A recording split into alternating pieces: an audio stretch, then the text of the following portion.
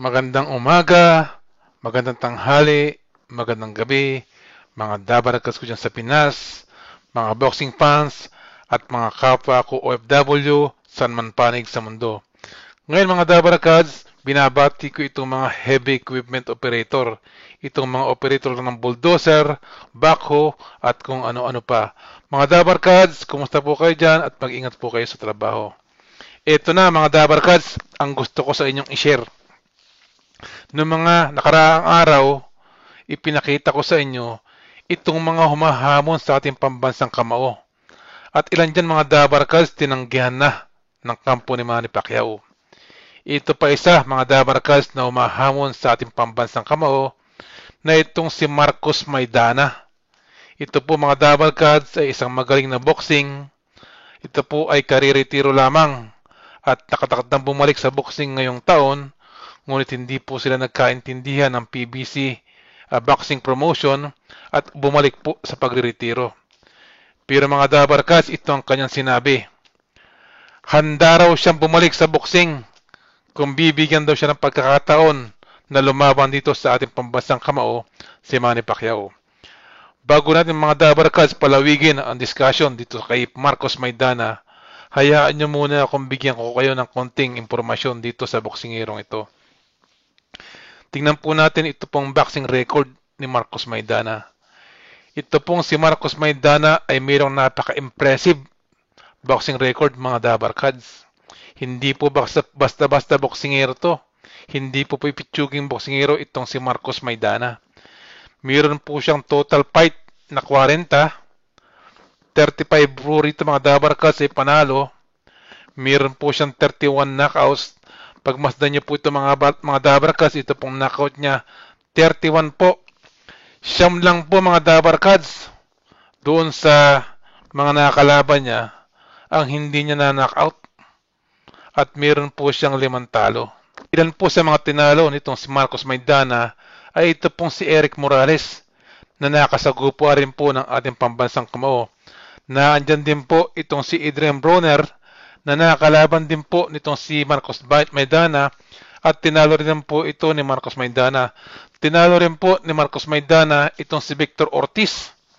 Kung matatandaan nyo po itong si Victor Ortiz, ito po ang nakakalaban ni Floyd Mayweather na kung saan parang inawat sila ng referee. Ngayon bigla pong nilimit na suntokin ito ni Mayweather kahit hindi pa ready at ito po ay bumagsak. Yun po si Victor Ortiz, matigas na boksingero po yun, pero tinalo po yun ni Marcos Maidana. Isa rin po sa mga tinalo nitong si Maidana ay itong si Josecito Lopez. Kung matatandaan niyo mga dabarkads, ito po ang kahuli-hulihang nakalaban nitong si Kit Thurman. Ito pong si Josecito Lopez na muntik na pong patambahin itong si Kit Thurman ng boksingerong ito.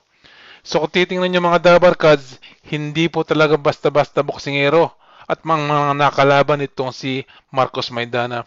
Nakalaban din po nitong si Maidana, itong si Floyd Mayweather ng 2 beses. Although hindi po siya nanalo, pero isipin nyo lang mga dabarkads, itong si Mayweather mapili po ito sa mga nakakalaban dahil tinitingnan po nito kung makakapagbigay ng excitement doon po sa laban at kung bibenta po sa pay-per-view. Dapat po nating isipin mga dabarkads na ito pong si Floyd Mayweather ay businessman. Hindi po kukuha ito ng pipitsuging boxer. Ito po ay nakalaban din ni Marcos Maidana mga dabarkads ng 2 beses, although hindi po nanalo itong si Marcos Maidana. Nakalaban din po ni Maidana itong si Amir Khan. Katulad rin po ni Mayweather, hindi rin po nanalo rin si Maidana. Pero yun po ang mga kalidad na mga boksingerong nakakalaban ng boksingerong ito.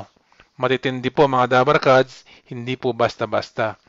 So mga dabarkads, nabanggit po nitong si Maidana na marami na raw po siyang nakalabang boksingero. Pero ang hindi lang daw po niya nakakasagupa pa ay itong si Manny Pacquiao. Kaya hinahamon niya po ito mga dabarkads na labanan siya sa boxing. At kung nag-retire na siya 5 years ago, babalik po siya mga dabarkads basta si Pacquiao ang makakalaban. Iyon po ang sinabi nitong si Maidana. Nanood po kasi ito ng laban ng Pacquiao Thurman. at lubha pong humanga itong si Maidana dito sa ating pambansang kamao. Dahil sa edad pong 40 mga dabarkads, pinahanga po itong si Marcos Maidana dahil ayon dito kay Maidana, kakaiba pa rin daw ang bilis at ang galing na ipinamalas ng ating pambansang kamao. Sinabi pa nga po niya mga dabarkads na napakaganda raw ng performance itong si Pacquiao na maiyahanin tulad niya pa doon sa bata na lumalaban noon, na mas maganda pa raw itong laban nitong Kit Thurman Pacquiao kisa po sa mga ilang laban nitong si Manny Pacquiao nang siya daw po ay mabata-bata pa. Iyon po itong comments ni Maidana patungkol po sa ating pambansang kamao. Sinabi rin po niya mga dabarkads na kung matutuloy daw po ang laban nila ng ating pambansang kamao, ito raw po ay isang napakagandang laban dahil ito pong estilo ni Manny Pacquiao ay pasugod. Hindi po umaatras sa kalaban, na kung saan yun din po ang estilo nitong Marcos Maidana. Ito po ay laging sumusugod, hindi po umaatras sa mga dabarkads. Kahit po tamaan siya sa panga, sa muka, sa katawan, pilit pa rin pong sumusugod itong si Maidana sa kalaban. Bawal po yata rito ang umatras mga dabarkads dahil lagi po itong pasugod. Kaya kung matutuloy daw po ang laban, isa raw daw po itong magiging magandang sagupaan. Labanan daw po ng labanan ang mangyayari sa boxing. Ala po raw pong atras o takbuhan. Kasi binabangkit rin po nitong si Maidana mga dabarkads na nung nakalaban daw niya itong si Floyd Mayweather, wala raw pong ginawa kundi nag-iikutan po sila ng nag-iikutan sa ring. Ay kung matatandaan niyo mga dabarkads, ganun-ganun din po ang estilo nitong si Mayweather nung makalaban ng ating pambansang kamao. Wala pong ginawa itong si Manny Pacquiao kundi habulin itong si Floyd Mayweather. Ganon-ganon din po mga dabarkads, 2 beses po nakalaban itong si Maidana, si Mayweather. Iisa po ng style ng ginawa itong si Floyd Mayweather. Panay po nagpapahabol, ayaw po makipag-upakan, ayaw po makipagsabayan dito kay Maidana. Napakaganda po ng estilo nito si Maidana pagdating po sa boxing. Ito po ay nakikipagsabayan. Toe-to-toe. Yan po ang laging binabanggit natin pambansang kamao. Ito po ang estilo ni Maidana. Ito po ay gulpi kung gulpi. Suntukan kung suntukan. Labanan kung labanan mga dabarkads. Ganyan po kagaling itong si Maidana at hinahamon po niya ang ating pambansang kamao na makipagsagupaan sa kanya.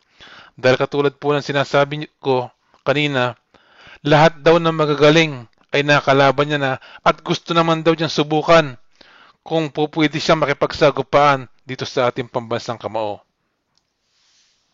Hindi ko po nga pala nabanggit, itong si Maidana ay dati ring world champion sa welterweight division. Sa mga dabarkads, ito po ay isang magaling na boksingero, pero katulad po ng sinasabi ko, sasabihin ko na rin po sa inyo katulad po ng sinabi ko roon kay Horn na hindi na pag-aaksayahan ng panahon ng ating pambansang kamao na labanan dahil ang focus niya kay Mayweather na. Ito rin mga dabarkad, sasabihin ko na pong diretso sa inyo, ang chance po na pumayag rito si Manny Pacquiao ay napakaliit. Baka po nasa 1% lamang. Tiyak po sa mga susunod na araw, pagpapahayag rin po ang kampo ng ating pambansang kamao na ito po ay tatanggihan na nila. Sapagkat ang buong atensyon ng Team Pacquiao, wala na po sila talagang binabala kung hindi labanan itong si Mayweather. Parang sa tingin ko mga dabarkads, kung hindi kakasa itong si Mayweather, baka mapilitang na magretiro ang ating pambansang kamao. Pero nagpahayag naman sila mga dabarkads nung nakaraan na kung hindi naman daw kakasa itong si Mayweather, meron daw silang lalaban ng isa pa.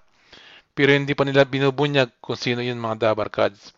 Pero dito po sa kaso ni Maidana, sa tingin ko mga dabarkads, mabubura na rin po sa listahan to. Hindi na po ito pag-aaksayahan ng ating pambansang kamao na labanan. So yan po mga dabarkads, ang gusto ko pong i-share sa inyo ngayong araw, sa ating po mga dabarkads sa Pinas, mga boxing fans, mga kapwa ko OFW na mataas akong respeto, kumusta po kayo dyan? Kanting ingat po mga dabarkads. Kung nagustuhan niyo po ang aking video o nakatulong sa inyong konting kalungkutan dyan mga dabarkads, kung po pwede po paki-like At kung pupwede na rin po, mag-subscribe na rin po kayo. At maraming salamat po sa panonood.